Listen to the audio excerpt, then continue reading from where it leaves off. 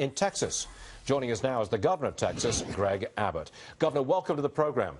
I know that thank you, Stuart. You did not want these refugees coming into Texas at this time. When you had to accept them, do you know who they are, where they're from, and exactly where in Texas they're going?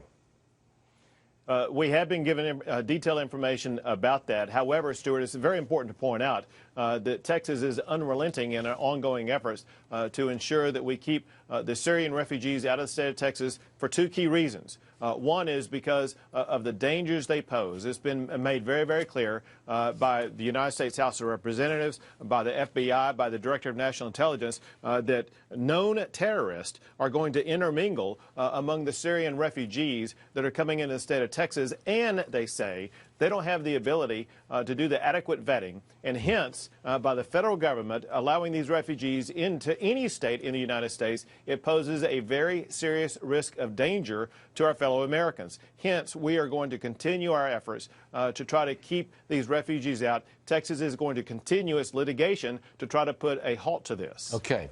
What do you make of this, Governor? 237 Syrians have arrived in America since the attack in Paris, November 13th. Only one of those 287 was a Christian. What's with that?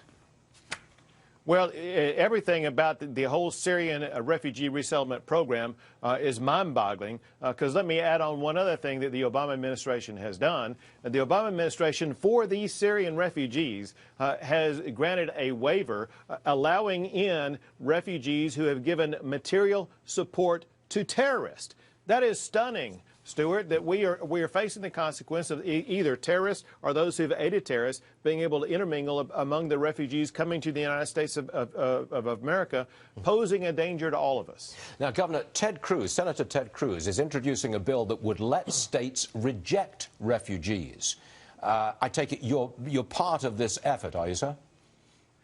Stuart, I am. I sat down with Senator Cruz and his staff, and we crafted this piece of legislation that was announced yesterday for the very reason that you and I have been discussing today. And that is, as a governor, my top responsibility is to ensure the safety of our fellow Texans. Now, look, the reality is Texas and our United States are a very welcoming and supporting nation. But we cannot let our charity compromise the safety of our fellow Americans. And hence, governors have to have the responsibility and the tools where we can reject refugees for which security assurances cannot be made. And here they have not been made because the Director of National Intelligence himself said that terrorists will intermingle among these refugees. Now, can I just put the other side of the coin here, which is the humanitarian side of the coin? When we in America see pictures of women and children struggling across Europe and struggling to get into a land of freedom like America, our heart does go out to them. Surely you're affected by that point of view, aren't you, Governor? Stuart, we are. As I want to point out, and that is both the United States and the state of Texas, we support charity.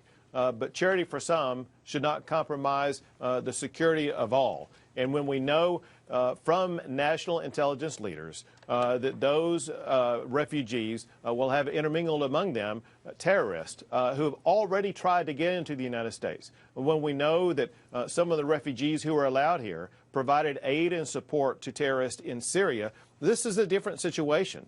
And remember this, the woman who massacred 14 people in San Bernardino fit the very same profile you articulated. She was a woman with a 6-month-old child. And so we can't use those categories anymore to think, well, this is someone who is helpless and hopeless and needs help, ignoring the fact that she is a jihadist. Yeah.